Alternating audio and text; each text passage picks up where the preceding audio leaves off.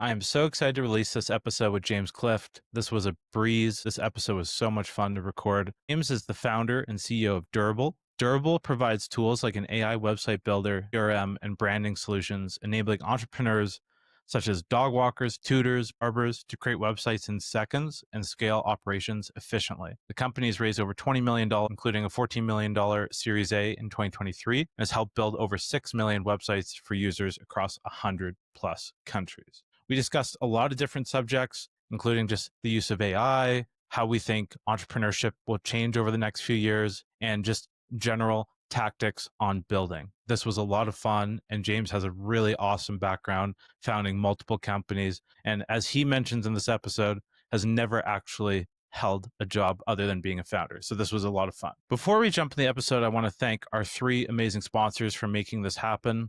The first one is VanHack. Startups of all sizes choose VanHack because they only offer handpicked developers with 3 or more years of experience and who have strong portfolios. Great Canadian tech companies like Neo Financial, Fair, Wattpad, Applyboard, and League have worked with VanHack and have had amazing experiences. Lots of other companies I know and founder friends use VanHack, and I strongly encourage you to go check them out at vanhack.com. Also, when you reach out to VanHack, please tell them that Evan or the hard part or Evan from the hard part sent you for a 25% discount. Float, the amazing Float. Every founder and business I go to, when I meet up with them, they whip out their Float card. Float is talked about continuously online for having amazing product experience. They're continuously shipping, and they power business finance for Canadian companies. They are fantastic. I love the team, and please go check them out at floatfinancial.com to learn more. Check them out. Thank you very much. Last but not least, Bloom. If you have shred claims, which is basically every company based in Canada, you should really be checking out Bloom. They are absolutely fantastic to work with. They are not like your traditional shred firms, and I absolutely love the team over there. Please head over to SR&ED.ca, shred.ca, to learn more about them. And without further ado, here's my conversation with James Clift. James, I'd like to just kind of start with like some of your previous work experience. Like when we did our pre-chat, we talked about like visual CV. You were living in Argentina at the time, Holopod. Just kind of curious to kind of start with kind of just early work experience, founder experience, and just kind of how that kind of led, and we'll start talking about Durable after that. Yeah, for sure. So for better or for worse, I've been gainfully unemployed for my entire career. So last job I had was coaching tennis when I was 16. So like everything since then has been a business that I've been an owner of. So back then I was doing website design development for small businesses. Went to university, ran a window cleaning company for a couple of years there, which is my first like real kind of somewhat scaled business. Had a few employees, or I hired my buddies for $12 an hour and like made a good bit of cash there. And then just right after university, we started it was like some very large number of projects, but we had a project in university that was like actually pretty cool. It was called Luminex. It was like a daylighting system for office buildings. So essentially they're like reflective Venetian blinds that track the sun. So you know when you're like working at a desk, I can't move my hands this much. You know when you're like working at a desk and there's glare on your laptop screen basically, and then you have to close your blinds and it's dark. So basically like we had built like sun tracking software that adjusted the angle of the blinds based on the sun, like reflected light into the ceiling. So cool idea. Yeah. We're like, all we need is 10 grand to do this business. And turns out we need probably like 30 million. So that was my first like big miss in the entrepreneurship world. Yeah. And then after that, I just kept going with, we had a small agency, there's probably a dozen projects within that I don't even remember. I could probably go through the list now if I really thought about it. But we were like writing blog posts on Seeking Alpha to make money, basically anything to avoid getting a job for 3 years. Yeah. And then in that process of launching a few things, we had kind of like an ATS recruitment platform that then pivoted into Visual CV. So that was probably 3 years into my like post-university journey. So I made between zero and maybe $15,000 those first 3 years. So I was living very cheaply. And then Visual CV, pretty smooth trajectory. So that was a resume building tool. We actually acquired the domain that we rebuilt it, relaunched in a couple months. And then I think by month 3, so funny, I can like literally visualize the Stripe thing right now. It's so distinct, right? Like, oh, our first revenue is like, hey, we made 5K our first month, then 10K, then 15. And that really started scaling pretty quickly. So within a year, it's about $1 million a year in revenue with 3 employees. So like great cash flow positive business. And I was like, okay, great. I kind of solved the thing I was trying to solve, which is not get a job and be able to work from anywhere. And that was like the start of the first like successful, like scaled up business. Yeah. With Durable, like you mentioned, like a website design agency, and like Durable's focus on building websites. So like, how did that kind of, is that like a thread throughout your career? Did you always have kind of interest in that? And like, where did Durable come from? And I believe other businesses were more bootstrapped. This one's more VC backed. So that change of trajectory as well. Yeah, the Durable thesis has been, it's pretty personal. So it's like, how do you make owning a business easier than having a job? So I think the economic options that people have are very limited, right? It's either you get a job or you start a business. Jobs are sometimes good, but for the majority of the population that doesn't work in tech, they're not that great. So you're not getting paid that well. You work really hard, and it's hard to get ahead, especially now when, I don't know, houses are expensive. And so like the upside of a job now, I think, is a lot different than it was 20 years ago. And then business ownership is really hard too, right? So you have to learn everything new. The failure rate's really high. So what our goal is at Durable is, how do we make that business ownership some order of magnitude easier, so like 10x easier. And the original thesis was, how do you replace the idea of a franchise? So right now, if you want like say a junk removal business, you can do it yourself, which is hard. You can buy a franchise, which is really expensive and also has a decent failure rate. So basically bundling up all the stuff you need to run a business. Use AI to make that some order of magnitude easier. So instead of having to learn marketing, sales, customer success, just replace all of that function. So that was the original thesis. Even pre-AI, that was the original thesis. And then AI is like, oh, damn, this is actually like really possible now. And then we shipped the website generation tool, essentially a Hack Week project. We had a website builder within our platform. Like, okay, people are struggling to get their sites over the line. How do we use AI to make this way easier? And this was pre-chat GPT. It was like, I think GTP 3, maybe 2.5. And we shipped that, and then like instant hit, like just grew super, super quickly. So I think like, yeah, there's some narrative where it all comes together back to my like early days of building websites. But I think it's just like kind of the first thing that a business owner needs to be legitimate, right? Like, oh, like I have a business, but like, oh, now I have a website, I have a brand, I'm a real business, I can charge more. So it's kind of a nice, like low friction starting point for business ownership. And it surprised me how fast it grew and how much demand there was. I'm like, yeah, website's kind of competitive space. There's lots of good solutions, but it turns out if you make it 10 times easier, faster, better, then people want it. So that's been, a lot of the business focus the last 2 years. And now we're expanding back into like the rest of that platform now. So building some really cool marketing automation, customer success automation. So a lot more tools to run the whole business. What has been the unlock with like different like AI models? Like how do you kind of interact with those, and like how are you kind of leveraging those platforms to make Durable like that much better? Is there just leaps and bounds? Like I'm just kind of curious like how that's scaling, how you're interacting with those tools, and ultimately like is there kind of like you get to a point where it's like good enough, or like is there actually like improvements like still to be had there? Yeah, so when we started, we were like early, like it was like the APIs for OpenAI were still in beta, so we actually had to like email Sam Altman to like upper beta limits. Luckily, his brother's an investor, so. But yeah, it was so early. The models, like they felt really good at the time, but they weren't very good. And just the pace of change in the last 2.5 years has been absolutely insane. So I think like they were powerful back then, but really how I operate is everything you believe that AI will be able to do will be done perfectly at some point. And then our job is figuring out what point is it going to be 3 months, 6 months, 12 months, 18 months? You can't predict the 18 months, but the 3 months you can say, okay, image generation was kind of crappy a year ago, now it's perfect, right? Video generation was really bad a year ago, now it's pretty good, and it'll be perfect in 3 months, is my prediction. So perfect in that you won't be able to distinguish it from a human if you do your job correctly with prompting and use the right model.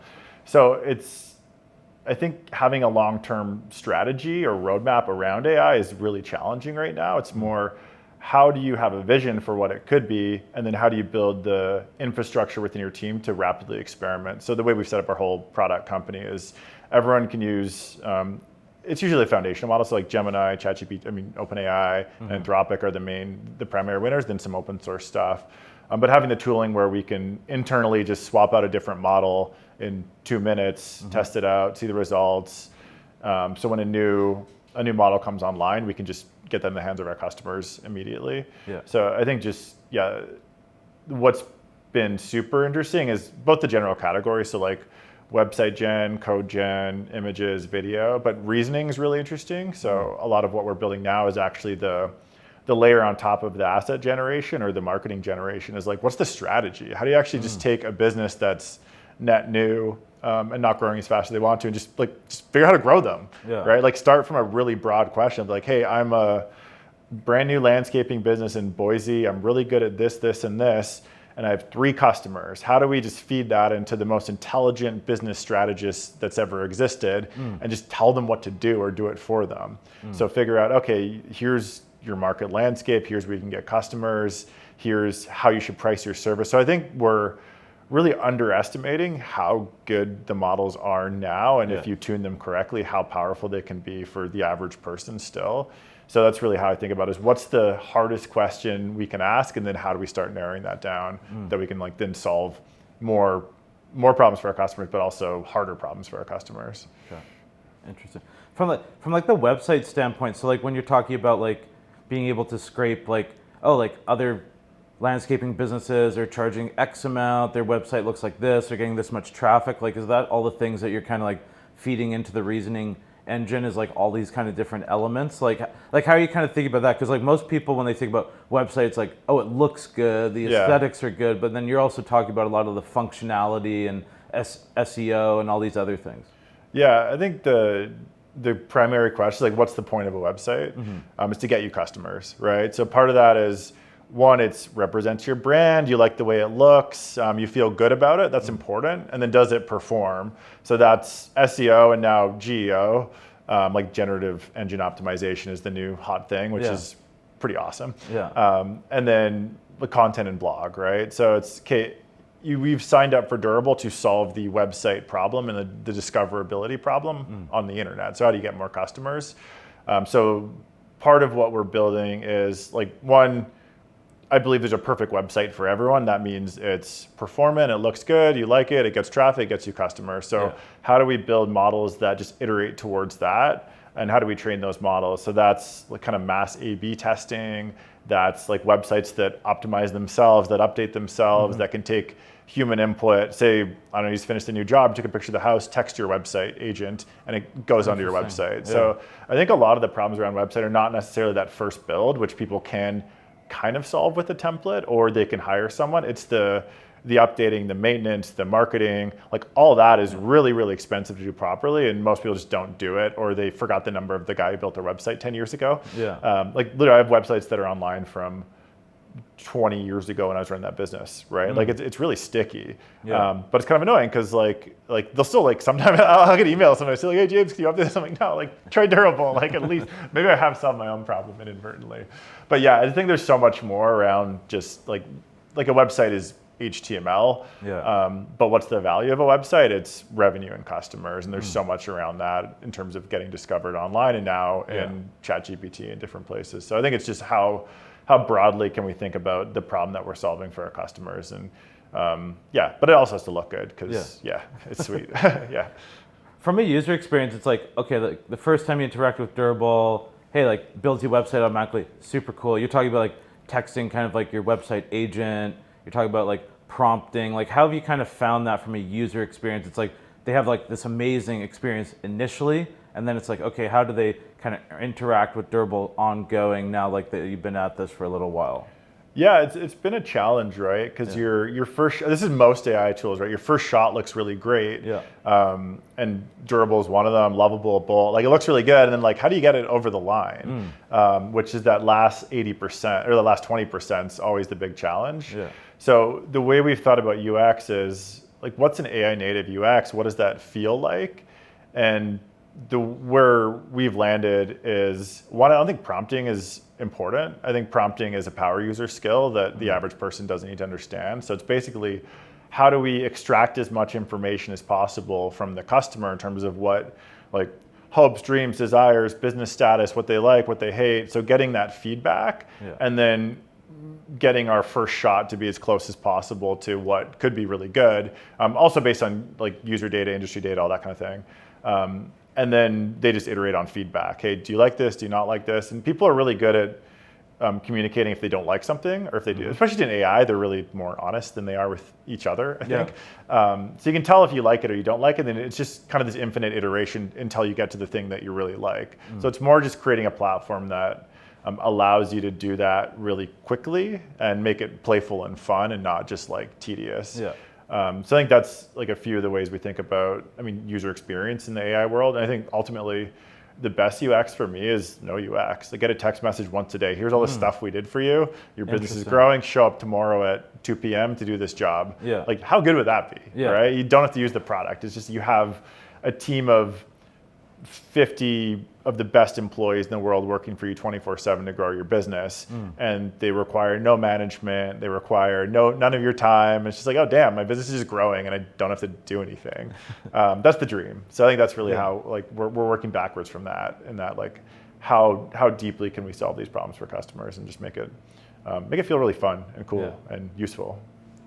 On that thread of like deep, like how do you view it from like a website standpoint? It's like, okay, I want to build this website, the domain, do I need to like have like a Stripe integration to charge? Like, how do you view it? Like, maybe you don't view it as like a stack or going deeper. Are you going more horizontal and just like, we are the best website experience? Or like, do you want to get into other kind of things as well? Yeah, so we're going pretty far back to the original thesis now, which is basically called text to business tool. So anyone in the world can enter their business into a text box and they'll have a business that's built for them. So that's website and marketing and discoverability is part of that, like CRM, booking, scheduling, banking, invoicing, business formation. So bundling up all the stuff you need to actually make your business successful. And that to me is the wide open market. So I think there's lots of vertical SaaS, there's lots of horizontal tools, but can we just own that category of net new business owner wants to be successful? How do we make that possible with AI and fill in all the gaps around both the workflows, but the tools that they need? So that's really what we're focused on now, is like building out the rest of that suite. And then, we got a really good business in websites and it's growing quite quickly, but I just think that's, there's a much bigger opportunity just adjacent to that, which is the building like the entire set of tools that business owners, and some of that will be integrations too. We have to build like a brand new HubSpot or something, but just condensing it down to the key workflows that our customers need and building like agentic workflows on top of that. So you can build lots of value without trying to recreate a bunch of existing tools as well. Yeah. What kind of trends are you seeing on like business creation? Like obviously like if you're in the startup space, like, hey, you're seeing things being started all the time. What about like other spaces? Is there a generational thing? Are we seeing more Gen Z, younger folks like creating more businesses than before? What kind of things are you seeing? Maybe it's not hard numbers, but do you see kind of like tailwinds there? Yeah, most of our customers are in the US, and like the net new business growth has been growing really, really quickly the past 10 years, but the past 5 years especially. COVID was a huge boom as well. And most of those are like solo service business owners. So I think tech is still a very small part of that. It's more, hey, I'm a landscaper, a personal trainer, an HVAC technician. So those are the folks that want to go into business for themselves. They've got a skill, it has economic value. So that's growing really quickly. And then I think the macro trend that we hold quite true is that AI is going to eliminate a lot of jobs, right? So I think that's the reality. It's going to make it a lot harder to be employed. On the flip side, it's going to make it a lot better to be an entrepreneur. So I think we'll see a lot of disruption in traditional employment. That's been happening already, but like add on like AI to the current trend, then I think it accelerates it quite quickly. So can we be the off-ramp of employment for a lot of people that either their jobs getting eliminated or won't exist in 3 months to 3 years, or they see the opportunity of, hey, I've got a really valuable skill and I can solve the business part with AI. So I don't have to learn marketing, sales, customer success, taxes. I can just focus on what I'm really good at. So I think that's the true economic tailwind is the AI utopia that I believe in is everyone's got their own business. They can just say, hey, I want to work, 10 hours this week, and then it'll go find them some customers to do that. Yeah. Or I want to make, 150 grand this year. How do I do that? And it figures it out. So I think there's like a macro trend that is going to happen. I think where we can map to is like, hey, maybe you, even like helping them find the right business. So like maybe don't start the 50th cleaning business in Vancouver, but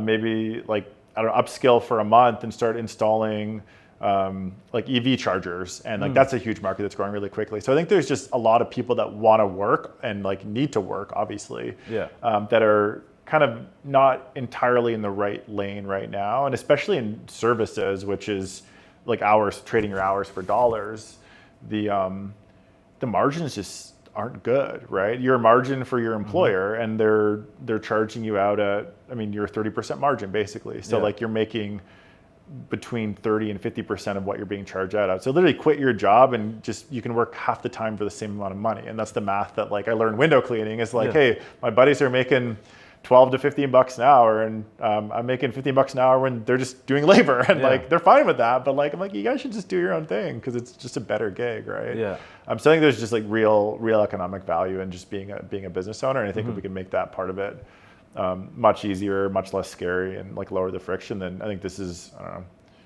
a billion people. A billion people actually already fall into this category, like especially around the world. There's a lot of just solo business ownership that happens. But I think it's most of the economy in the next 10 years, which is fun. And hopefully we can help lead that charge in a positive way. From an AI standpoint, I'm always curious with like founders that are building in the space, and it just feels like every few days, like new model, new thing, new exciting thing. Like how as a founder are you kind of like remaining focused, like understanding that like things like you talked about earlier, in 3 months, hey, like this will probably be perfect, this is getting better. Like how do you kind of like balance that with also like, hey, you have to build on a certain tech stack or making decisions when it's just like, it seems like there's always something new getting launched? Spending all my time on Twitter, bugging my team about like, hey, do this now. It's hard, man. I think a lot of the tools versus models. So I think one is be really cautious about new tooling because most new tooling is pretty new and just some wrapper on the model. So I get excited about stuff I see on Twitter. I sign up for a lot of stuff. I pay for a lot of stuff. And then when you use it, it's like, it's not better than the foundational model. So I think that's fine. I think like being aware, experimenting, seeing what's out there is totally okay. Don't roadmap it. Don't. And I've learned this too as a CEO. Like I got to be a little more like measured in how I share stuff. Otherwise people action it too quickly, which is, a positive trait, but not good for the business. But in terms of foundational models, like that's where we actually have to be ready, right? So we've got our tooling set up where we can use the new Gemini stuff, the new Llama stuff, the new OpenAI stuff really, really quickly. And I think those are the ones that I follow quite closely. So the big foundational models that have tens of billions, if not trillions of dollars of capital deployed, that's where the true value is going to come. So I think having your infrastructure set up that takes advantage of that is really important. We just rebuilt most of our infrastructure in the last 6 months to do this too. It's been a heavy lift. So we can really quickly hot swap out a model, test it, measure it, get the data. So I do think just having the internal tooling and appetite to do it is really important. And we build a lot of internal tools too. So for marketing, we've got our own marketing apps, our own image gen, like based on our own tooling. So we dog food stuff before it goes out to our customers as well. So we use a lot of durable stuff to run durable, which is pretty cool. That's super cool. And we're not even our customer, but venture-backed startup can use this, then hopefully like a small HVAC company can as well. But yeah, I think it's like just being excited, like go to watch the keynotes, like be excited about this stuff. And like people are shipping too. I think that's the thing. Like the pace of shipping is absolutely amazing. Google's woken up, right? Like, and their stuff's really good. So yeah, it's just, I think also build a team that's curious, that's scrappy, that's okay with moving quick. They can kind of throw out all the old playbooks too, because like everything's changed, right? And I think we're really starting to see how much everything has changed, but we're barely scratching the surface of how different everything is. Like the fact that ChatGPT is driving a third of our signups now is absolutely insane. Like I never thought Google would get unseated, but like where do you go first when you have some random question? Like you go to ChatGPT now, right? and Google's just full of ads and whatever. So I just think like that's a tectonic shift in how like marketing dollars are allocated. It's a brand new space. So I think there's just a lot of exciting changes that are happening now that we won't see the impact of, we are seeing it now, but like the major impact, like who knows how long that'll take. Yeah. And the other side is like some race to AGI. Like what happens in 3 years when the world looks completely different, but I don't think you can plan for that one. Like I remember I think you just did a post on X yesterday about like how much search traffic is coming from, ChatGPT or other things. Like I've heard folks that have younger kids and their kids won't say, hey, I'll Google it. They say, I'm going to ChatGPT it. Yeah. So like, how have you been like leaning into that? Is there any way to be really effective in that space, like grow in that space? Have you kind of learned anything there? Yeah, we're deep into that right now. So I think a lot of the traditional marketing thinking does apply. So it's even like traditional SEO, right? Like, are you well positioned in your category? Do you have a lot of brand awareness? So are you referenced in, I don't know, the top 10 AI website builder roundups? Are you in Reddit a bunch? So like you got to figure out where the LLMs are sourcing their data, and you have to be there. Yeah. I think we have the halo effect of having massive reach and volume and brand. So we've got, billions of impressions on TikTok and Instagram and YouTube, which is all fed into the model. But I think the specific tactical stuff that we're doing for local business is even more interesting. So it's you can basically ask the AI how it sourced stuff. So you'd be like, hey, like find me the top 10 plumbers in Vancouver, and it'll show you them. Like, hey, how'd you come up with this data? And it'll tell you. So it actually gives you the playbook if you ask it nicely enough. So I think that's where you can start building a lot of automation and just like valuable stuff for customers. So kind of similarly, it's just being experimental and scrappy and kind of putting the time into thinking through like the thing about Google versus ChatGPT is ChatGPT kind of tells you its sources, right? Whereas Google, it's a bit of a black box. So I think there's lots of opportunity, and I think we'll see how it shapes out. But yeah, we've had success both just organically, and then we're starting to do some stuff like quite tactically to drive more search traffic there. But yeah, who knows? Like they might just like update it and it's all gone to tomorrow, which is like the crazy part of all this stuff, right?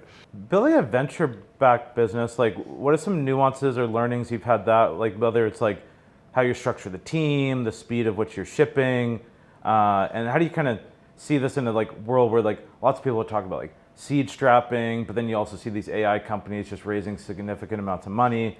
How is kind of like being venture backed, and like how has that informed how you build, ship, and build the company? Yeah, I think people opine about like bootstrapping versus raising money, and not really the right way. Like capital is a tool to deploy against a business thesis. So I think the variables are like, is this business fundable? Which is a bunch of variables, and do you want to raise money? Right, and I think do you want to raise money is a question of like, do you want to build a business that's fundable, and do you want to play in a bit of a different game? And they're both really fucking hard, right? Yeah. So I'd say my stress levels from running a venture-backed business and a booster, they're kind of marginally the same, right? Yeah. Like you're trading off a different kind of stress. So venture-backable is the fact that you're trying to create a statistically impossible outcome, which is like a $10 billion company. So you have to like truly be optimistic, believe you can do that, and just like constantly be fighting that like, oh yeah, we're growing, I don't know, we only grew 100% last year, right? Whereas a bootstrap outcome, you'd be like super happy about that. Venture is like, no, you got to grow 3x, right? So I think just being aware of the game you're playing. But yeah, bootstrapping, I think it takes a long time to get to revenue. So you have to like to reasonable revenue. So you have to be very comfortable. It took me, 3 years of literally making zero money to make like a 50 grand salary, probably even more than that. And then, but on the upside, we had a business that was kicking off millions of bucks a year in free cash flow, which is great. Just took us 5 years to get there. So I think what venture would have done for the last business is like allowed us to take a bigger swing on product and vision, and probably grown that business faster. But it's just not the way we set up the business. And we're paying dividends since, I don't know, month 12. And once you start paying dividends, you never stop, right? It's like cash flow is good, and you get addicted to that as well. But yeah, I think with venture, I think like founder market fit is also really, generally it's important, but I think bootstrapping, you can be a bit more you're trying to make money, right? Like the goal of bootstrapping is to like make profit, because that's the whole point. Obviously VC-backed businesses you do, but you want to create some probability of making an astronomical amount of money for your shareholders, which is a different question, right? So I think you can chase revenue, but also you're chasing like a big macro thesis. You're chasing something you really want to work on for a decade. And I mean, you can kind of quit as a founder, I guess, and run out of money, but you can't really, right? Like you've signed up for this, you have people that have believed in you. There's a lot of responsibility that comes with or a lot of responsibility you put on yourself after raising money, which is the right posture, right? Like it's a big deal. People give you millions of dollars to like make them return on their capital and build something impactful. So I think just it's a different way of looking at it, but they're equally hard. It kind of depends on your time in life too. Like I think for me, it was either, do nothing, go live on a farm and not work, or do the opposite, which is build the hardest thing I could possibly imagine. So for some reason I chose the opposite one, but it's been good so far. I think working with really smart people, being able to hire great talent, having that like cash on the balance sheet to take some risk as well is pretty important. I think now playing offense is really important. Like I'd rather be in a position of having a small team with some cash in the bank to execute really quickly than, it's good on a bootstrap too. I think you either have to go like keep it 1 to 3 people in Bootstrap, which is a great time right now with AI, or go as big as you possibly can. I think the middle gets eaten up right now. Interesting differences, but ultimately you're, running a window cleaning business is also stressful. Like it's just like you have the responsibility of other people's 100%. Salaries on you, and the pressure you put on yourself. It's kind of just the reality of business ownership, I think. What have you really learned about like being a founder and like the James version of being a founder? Like what have you learned about like just getting better understanding of yourself, better understanding of like how you work?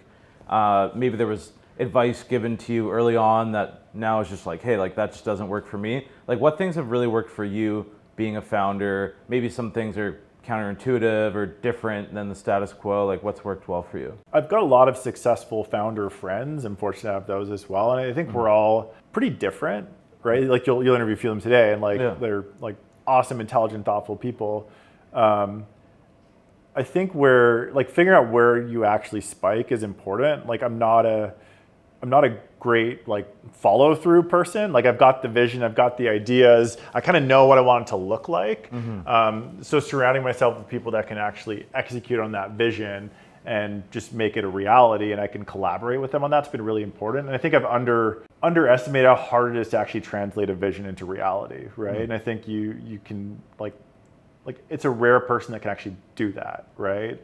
Like you can kind of explain it, you can look at it, but like especially the non-technical, I can build it now with like AI and stuff too, which actually makes it easier. But I think surrounding yourself with people that you can work as partners with is really important.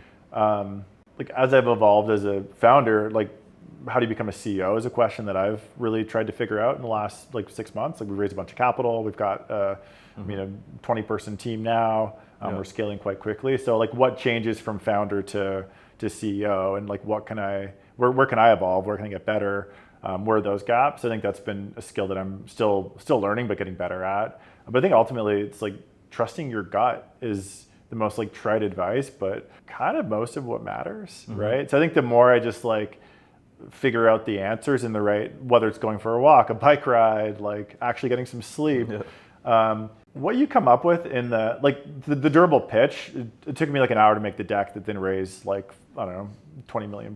It's kind of the same thesis, right? It just came to me because it was obvious and I want to do this thing. I think if you're really trying to like reverse engineer all this stuff and like think through it really even logically, it's much harder. I think just it's kind of like find the natural environment that lets your gut make good decisions. And be okay with being wrong and course correcting. I'm not right all the time, obviously, but I think it's better to be high conviction and wrong and change your mind than just waffling on a bunch of stuff. And I think that's also a skill that I've learned is I overthink stuff too, right? And like when I'm not overthinking, I'm much better and the business is much better. So I think it's kind of offloading the overthinking and the decisioning and the kind of more kind of smaller tactical team stuff. So like, okay, what is the CEO's job? It's like building an amazing team, having a great vision, managing investors, stakeholders, and making 3 good decisions a year probably, right? So I think that's really how do you create an environment for yourself that you can do that. is the question that I think about a lot too. Yeah. I think last question from me, and maybe it's a bit of like a crystal ball or asking you to predict the future, but what are some things that you're kind of seeing in the AI space? Like, like obviously we're seeing video generation really take huge leaps and bounds. There's obviously going to be impacts on jobs in some way in the future. What are some like exciting things that you're kind of seeing in the space that, you think might be coming a bit sooner than most people think is coming? We've yet to really see the impact of this stuff because I think the use cases now are still really obvious, right? Like replacing image gen, which is amazing. We're underrating how good that is, right? Even now ChatGPT is like, oh, this is too slow. Like you're making an image from scratch with AI. Like it's amazing. But I think the reasoning part of it is underrated. So actually building a strategy with a foundational model that's good based on business context. So can Durable replace my job? Like that's really interesting, right? So like, can I feed it, or sorry, can AI replace my job? So can I feed it enough context and information where it's actually making reasonable decisions on a day-to-day basis?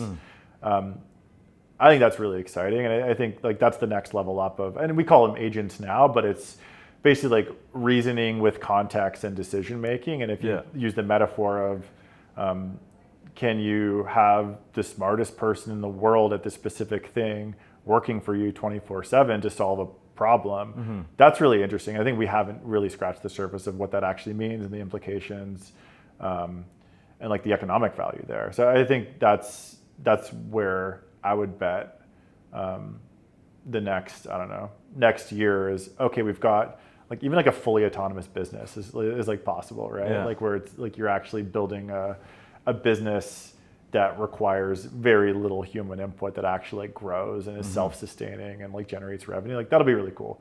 So I think just the layer up of thinking and reasoning is underrated and getting really, really good. I love it. James, it's been a lot of fun. Cool, Thanks for swinging by. Thanks for the chat. Thanks for the time. Yeah, appreciate all you do, man. I think it's really cool. Yeah, love the pod. Yeah.